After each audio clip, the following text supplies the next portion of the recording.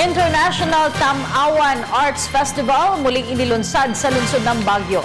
Silipin natin ito sa ulat ni Jonathan Llanes ng PTV Baguio.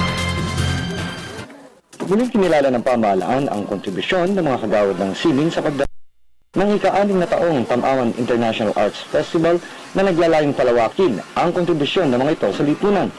Sa temang Global Cordillera Heroes, Legends and Treasures, nabigyan muli ng pagkakataon ang mga kagawad ng sining mula sa Luzon, Visayas at Mindanao na ipamalas ang kanilang angking talino na nakatuon sa pagbibigay halaga sa sining, kultura at ang pagpapahalaga sa mga artifacts at kaugalian mula sa nakaraan.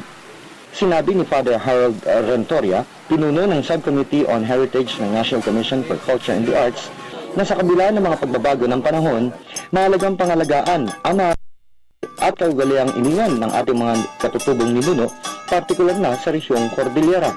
The urbanization, industrialization becomes a challenge for us on how we can preserve the cultural heritage, both the tangible and intangible heritage. Much more, I think, the intangible, because that is something that we do not really feel, we do not really see as like the tangible heritage. Kaugnay nito, kinakailangan niyang maipaalam ng mga nakatatanda sa kabataan ang iba't ibang kultura ng ating bansa na iniwan ng ating mga ninuno upang mapanatili at maibahagi ito na henerasyon.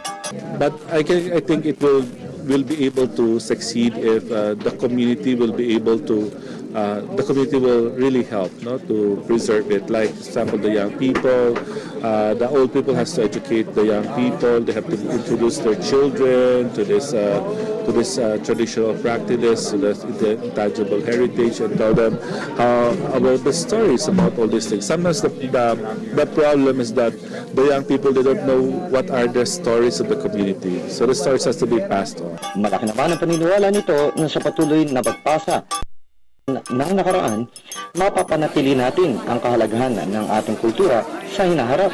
And I think even no, we are facing these challenges of the industrialized society, the modern way of thinking. If it will be passed on properly, it will be the young people will be educated properly by the elders of the community. I guess we'll be able to preserve it. Mula sa Luzon ng Baguio para sa Telebisyon ng Bayan, Jonathan Llanes.